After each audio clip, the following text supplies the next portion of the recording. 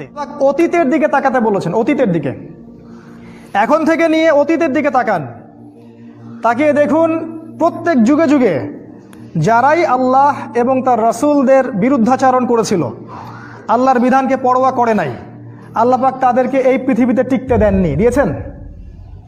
ফেরাউন কি এখনো টিকে আছে? নমরুদ, আবু জেহেল, কেউ টিকে আছে?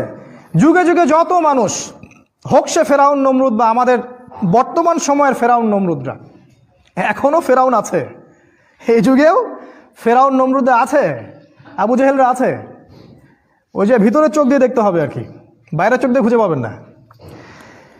তো প্রত্যেক যুগে যুগে যারাই আল্লাহ, তার রাসূল এবং তার কিতাব এবং ওহীর বিরুদ্ধাচরণ করেছে, আল্লাহ পাক কাউকে এই পৃথিবীতে টিকতে দেননি, ধ্বংস করেছেন।